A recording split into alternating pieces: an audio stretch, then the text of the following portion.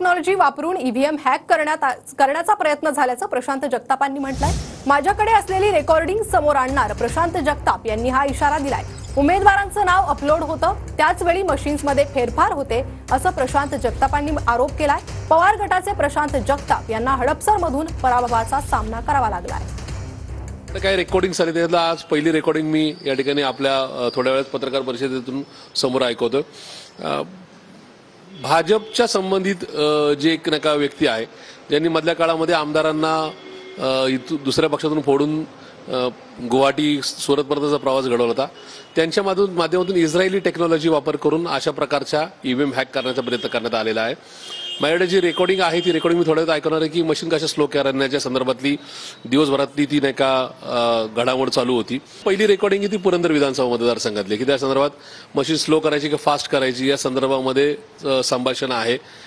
Hack झालेला आहे हे काय मतमोजणीच्या दिवशी झालेलं नाहीये, हे ऑलरेडी नाही का प्रोग्राम सेटअप करून मतदानाच्या दिवशी सकाळी 9 ते सायंकाळी 5 पर्यंत म्हणजे सकाळी जे मॉक पोलिंग होतं ज्यास आमचे नाही का पोलिंग एजंट तिथं जातात त्यांच्यासमोर काय नाही तिथं मशीन इमानदारीने कामकाज करते। त्या मशीनला जी कमांड दिलेली असी ती म्हणजे आमच्याकडे 20 तारखेला मतदान होतं महाराष्ट्रात सगळीकडे, तर 20 तारखेला सकाळी 9 वाजल्यापासून संध्याकाळी 5 पर्यंत त्या मशीनने काय करायचे हे त्या मशीनला दिलेला एकूणच आदेश ती मशीन योग्य इमानीद्वारे पाळते।